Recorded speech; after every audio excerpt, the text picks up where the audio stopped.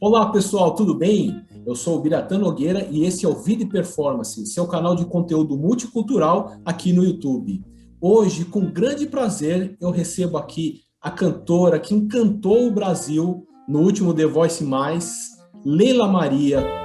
Comes a rainstorm, put your rubbers on your feet. Comes a snowstorm, you can get a little heat. Tudo bem, Leila?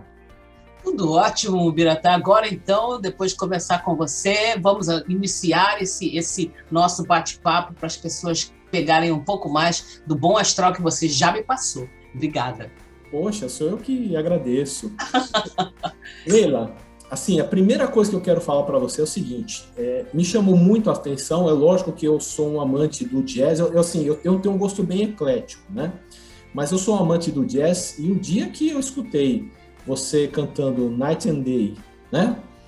E eu fiquei embasbacado. Eu não sei se a expressão correta é essa, mas eu e a minha esposa, inclusive, nós ficamos boquiabertos, porque não é possível que uma cantora brasileira consiga aquele timbre de voz, aquele inglês sofisticado. Então, eu gostaria que você falasse quais são as suas origens musicais, porque você também, lógico, tem a vertente da música brasileira, do samba, mas chama muito a atenção o seu trabalho no jazz americano. Então, eu queria que você começasse falando um pouco sobre as suas, o que te inspirou, quais são as suas influências musicais.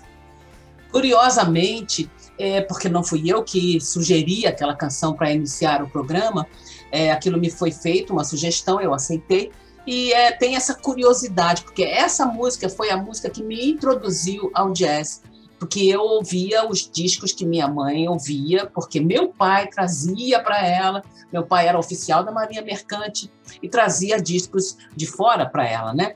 E ela ouvia aqueles discos e eu, na época que estava começando a prestar atenção nas letras das músicas, porque eu já falava inglês na época, eu apaixonada lá, numa paixão que não tinha jeito, de repente eu ouvi aquela letra e aquilo me bateu, não apenas, claro, a letra, mas a melodia, quem cantava, tudo isso me ganhou e a partir dali eu me tornei uma aficionada do jazz. Mas isso é uma coisa absolutamente amadora. Só começou a acontecer uma aproximação do jazz profissionalmente quando já eu estava depois do meu primeiro disco em português.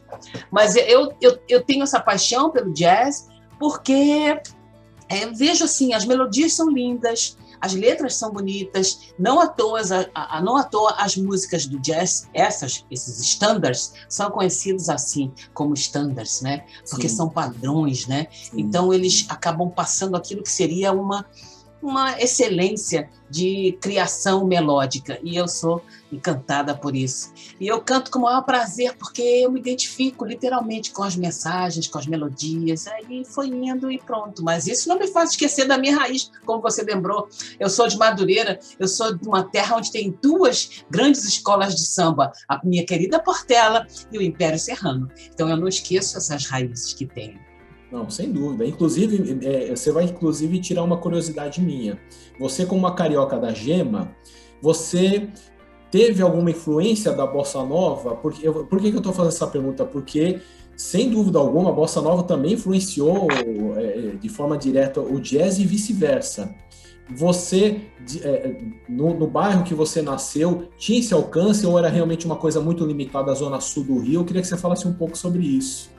Não tem como você, como alguém que mexa ou trabalhe com música especialmente, não digo apenas o público, mas quem trabalhe diretamente com música no Brasil, tem que ter sido influenciado pelo que foi a Bossa Nova, na medida em que, primeiro, a Bossa Nova tem as raízes no samba. Então, se a gente for pegar lá no fundo, tem o samba daquilo que foi a primeira divisão ritmo ou colocação rítmica que gerou a Bossa Nova. Então, a partir de Johnny Alf, né, que eu entendo a Bossa Nova como começando com ele, com Johnny Alf, não tem como fugir daquilo. Quem é que nunca ouviu Eu e a Brisa, ou Rapaz de Bem, ou Ilusão à Toa? Então, essa pessoa não se pode considerar um profissional da música, se não ouviu. Então, eu como profissional da música, e antes disso também, como influência, já que minha mãe era uma pessoa, ela é, né? É viva, graças a Deus, uma pessoa super musical. Ela tem uma bela voz, inclusive, e ouve muita música. Através dela, eu ouvia já aquilo que foi os primórdios da Bossa Nova. Elisete Cardoso, com João Gilberto, naquele disco lindo, Canção do Amor Demais. Então, não tem como, não dá para separar. Então, a minha relação com a Bossa Nova, porém, depois de profissional e tudo, ela meio que se restringiu um pouco, porque aí eu mesma comecei a compor, eu mesma acabei conhecendo outras vertentes e outras influências, mas tenho, é claro, o maior respeito pela Bossa Nova, que foi o que meio que levou, né, a música brasileira para o mundo, né, através daquelas gravações maravilhosas de Stan Getz, João Gilberto e Frank Sinatra e Jobim. Tudo isso levou a música brasileira para o patamar que ela tem hoje no mundo, que é uma das músicas mais respeitadas do mundo, né? E com razão, vamos combinar. Nossa música que mistura tudo isso, que a gente está falando de Rio, ou de Sudeste, né? Então a gente fala Bossa Nova, a gente fala samba, mas a gente vai para o Norte. Aí você tem o carimbó, tem o chachado, tem o baião, tem muita coisa. Nossa música é super rica e nosso povo é muito musical, muito musical. Eu tenho o maior orgulho de, no Brasil, poder representar isso que é mais uma vertente, que é essa mistura que eu faço meio que instintivamente até, intuitivamente até. Eu misturo isso que é o jazz, aquilo que você viu, que você se encantou com sua esposa, é uma mistura aquilo ali, que eu não canto jazz como uma americana, eu canto jazz como uma brasileira. Perfeito, perfeito. Leila, qual foi a sua primeira apresentação profissional? Olha, eu tenho um respeito muito grande pelo homem que me pôs no palco a primeira vez, porque ele, além de ter um talento para isso, para produzir, ele foi muito, mas muito persuasivo. Porque eu não queria, eu não pensava em trabalhar profissionalmente como instrumentista ou como cantora. Eu gosto de cantar, minha base é essa, e eu não pensava nisso como uma profissão, tanto que eu não procurei estudar isso, eu não estudei música, eu estudei jornalismo e estudei inglês. Mas ele insistiu, ele passou 2 meses insistindo, ele se chamava Edson Gomes, já falecido, e me pôs no palco, no Teatro Opinião, um emblemático teatro aqui no Rio, em 79. Foi a primeira vez que eu subi num palco. 79. Eu sou uma senhora, né? Eu fiz o programa, né? Fiz o programa The Voice Mais, eu completei 65 anos agora em abril passado, dia 15 de abril, sou Mariana, yes. Mas, Leila, eu vou te falar uma coisa, a música é uma coisa é uma arte tão especial que, assim, conversando com você, não dá para, a idade é a última coisa, que você tem uma jovialidade impressionante, por isso que quando você fala 1979, é estranho falar. Não, você falou o termo certo, jovialidade, porque eu não pretendo ser jovem. Eu já não sou mais e agradeço, porque a opção para não envelhecer é a morte. Eu, como não quero morrer, então vamos adiante. Vamos adiante. É isso que nós temos para encarar, né? Isso. E você teve a oportunidade de gravar um primeiro disco, na época era LP ainda, nos anos 80, não foi isso, Leila? Não sei, porque há uma certa... Eu não sei, tem um folclore, uma coisa estranha, que sempre as pessoas me confundem com uma outra xará minha, que realmente teve um período de atividade na década de 60 para 70. Não, meu primeiro disco, se pode falar assim, foi uma coisa que na época existia, chamada Compacto Simples. Eu gravei, meu primeiro registro fonográfico foi nesse Compacto Simples em 1982, quando eu estava em contato com uma super instrumentista chamada Rosinha de Valença, e eu fiz com ela um trabalho na Sala Funarte aqui no Rio, uma violonista maravilhosa, uma pessoa incrível, que também já falecida, e ela gravou um LP. E eu, na época, fiz, então, esse Compacto Simples, e combinamos de lançá-los no mesmo show. E isso foi em 82, meu primeiro registro fonográfico, num Compacto Simples. E, Leila, vamos estabelecer uma linha do tempo, né? Fale para a gente aqui, que está assistindo agora, nos anos 80, o que aconteceu nessa década, depois na década de 90, de forma resumida, só para as pessoas entenderem a linha do tempo da trajetória da Leila, por favor. Mas então, aí nos anos 80 foi muito curto, porque eu passei de 79, esse primeiro show que eu fiz, até 82, 83 no máximo, trabalhando no Rio. Mas foram muitas as decepções, eu não podia viver, não consegui viver disso, e resolvi parar. E passei, então, 7 anos, 7 sabáticos anos parada, trabalhando com outras coisas completamente diferentes. Aquilo que é a minha vertente jornalista, trabalhei em editora, trabalhei fora dali, trabalhei com um jornalista italiano como correspondente, ajudando no trabalho dele, e fui parar no Museu de Arte Moderna em 1990. Quando eu cheguei lá, através de uma das diretoras, no caso da área de música, que chamava Neném Krieger, que é mãe de um hoje super conhecido cantor e compositor chamado Edu Krieger, e também esposa do maestro Dino Krieger. Ela tem um trabalho independente como produtora musical, e ouviu cantando, porque eu canto porque eu gosto. Então eu canto o tempo todo. Então eu estava lá trabalhando com outra coisa, eu trabalhava como secretária no museu, e trabalhando, mas cantando. Ela me ouviu cantar, disse, vem cá, você não quer fazer uns trabalhos? Enfim, ela me pôs de novo nesse trilho de trabalhar com música.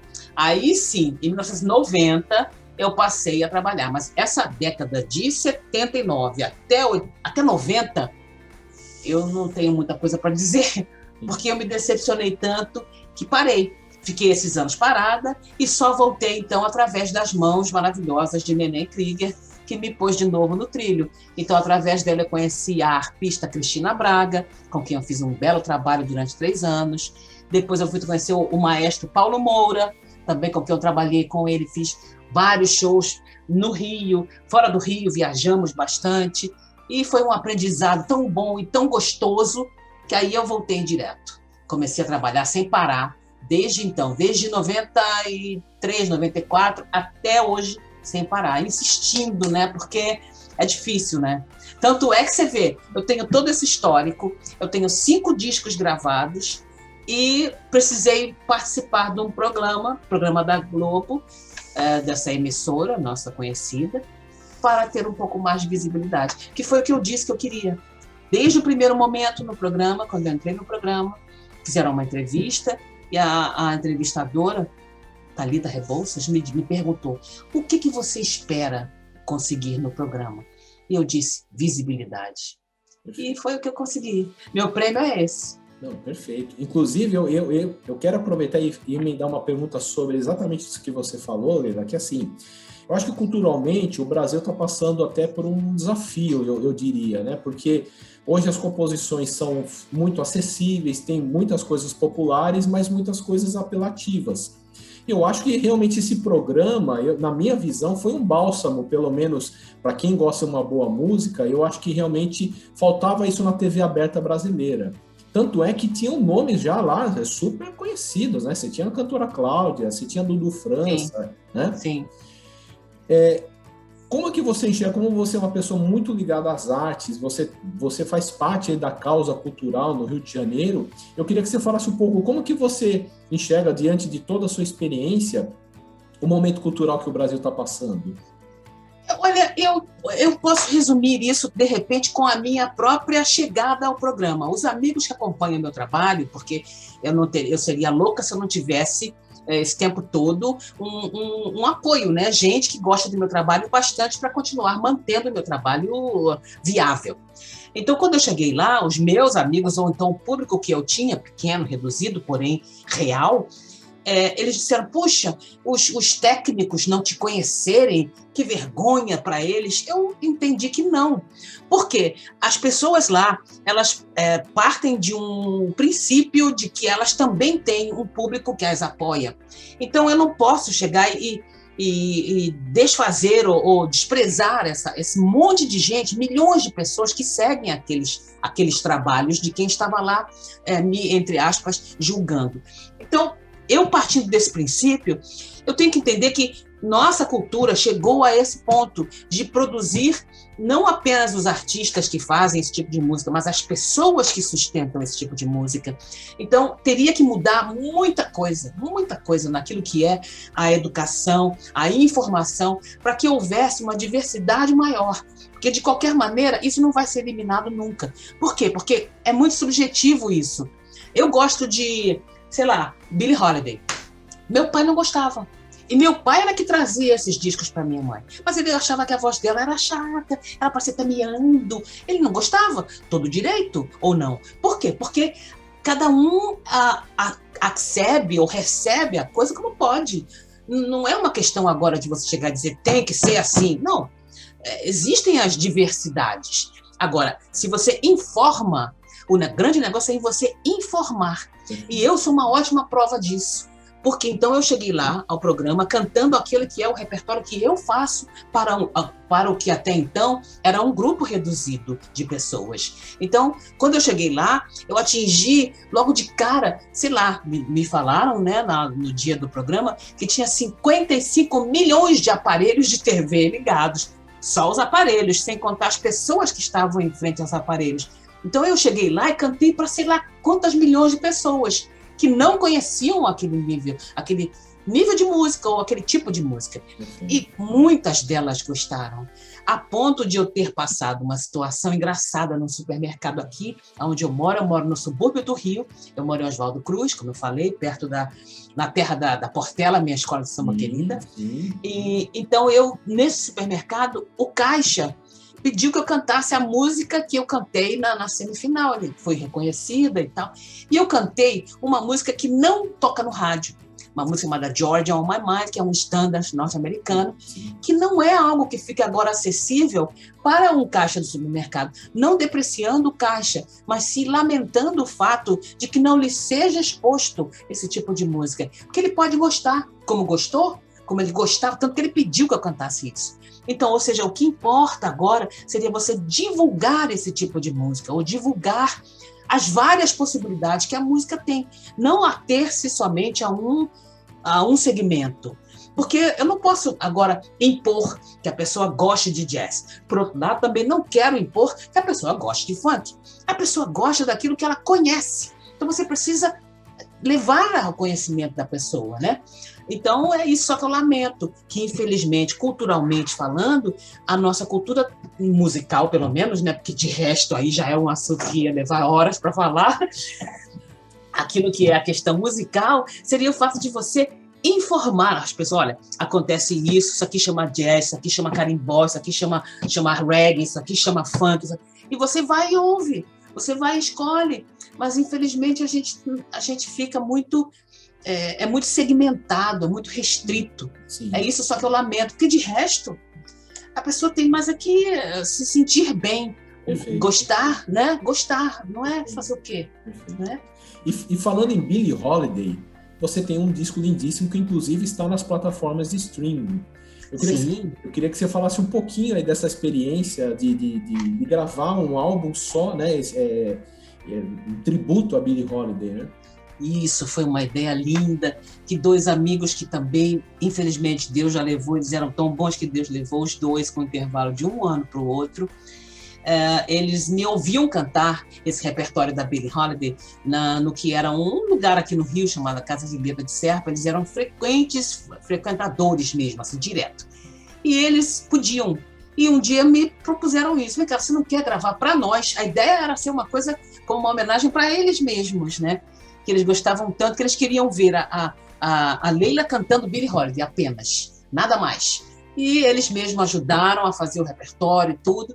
E eu gravei esse disco para eles, e quando esse disco se tornou público, virou essa grande sorte para mim, né? Porque eu ganhei o prêmio da música no Rio aqui com ele, e ele até hoje... porque isso é de 2014, e ele continua sendo uma das minhas locomotivas, ele me leva adiante, é um disco que ainda tem muita saída, e é um disco lindo, eu adoro, porque eu adoro Billie Holiday, acho que ela, nesse sentido do que eu falei ainda há pouco, daquilo que é a opção que você pode dar para os outros, ela foi e continua sendo, apesar de já ter morrido há 300 anos, ela continua sendo um farol para mim na medida em que ela me indica como abordar uma canção.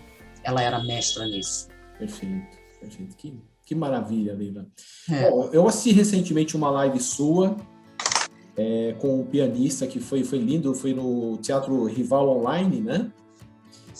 E você tem uma parceria com eles. Fala pra gente, por favor, os próximos shows aí, para se as pessoas... Né? O Rodrigo Braga, que é esse pianista, é meu amigo, independente de ser o pianista que trabalha comigo. Nós temos uma relação já antiga e temos parcerias, inclusive nesse último, quer dizer, o mais recente CD que eu lancei, que se chama Tempo, distribuído também pela Biscoito Fino, que foi quem distribuiu também o CD da Billie Holiday. E eu e o Rodrigo temos uma simbiose já. Na hora de tocar, de cantar, a gente já às vezes nem precisa ensaiar, já vai logo assim, já está na veia, né? E eu com ele, além desse CD, porque nesse CD ele é o produtor, ele é o músico, ele é o arranjador, e temos parcerias nesse CD, que a maior parte das músicas é inédita. E com ele também, como diretor musical, nós vamos fazer de novo o Rival Refit, porque deu muito certo. Foi um formato que eu não estava acostumada. Essa foi aquela passada que vocês assistiram, foi a primeira transmissão ao vivo, né? Que as pessoas gostam de falar em inglês, gostam de falar live. Em inglês não podemos dizer. Foi a primeira live que eu fiz e foi tão bom que naquela mesma noite o próprio Rival já me deu um contrato para fazer a seguinte, que é a que vem agora, dia 22 de maio, eu vou fazer de novo, não apenas eu agora e Rodrigo, mas nós conseguimos juntar um trio, vamos fazer com 2 amigos, o outro Rodrigo Ferreira no baixo e o Daniel Conceição na bateria, no dia 22 de maio, no mesmo palco online. Nossa, que maravilha, Leila, que maravilha, com certeza estaremos lá prestigiando. Muito obrigada. Leila, para a gente ir chegando para o final aqui da nossa conversa, eu queria que você tentasse sintetizar para a gente o que a música representa na sua vida. Nossa! Você pediu uma coisa, uma tarefa. Bom, eu tenho tanto, mas tanto prazer em ouvir música e cantar, que eu teria que chegar a dizer que a música é a minha vida, na medida em que ela é a minha ligação com o mundo e é a forma que eu tenho de dar o melhor que eu sou para as pessoas, porque a música é, como já disse Nietzsche, foi que disse isso, sem a música a vida seria uma impossibilidade. Isso não é meu, isso é desse filósofo que já não tem que responder mais nada para ninguém, mas particularmente a música é a minha ligação com o mundo. Eu, desde pequena, e inclusive eu faço esse trajeto naquilo que é uma série que eu tenho no meu canal do YouTube, que chama-se A Música que Me Moldou, que é de como que desde quando eu era criança, desde aquelas cantigas de roda, eu sentia essa ligação com a música muito forte. E a forma que eu tenho de me comunicar, de dar o meu melhor para o mundo, é cantando.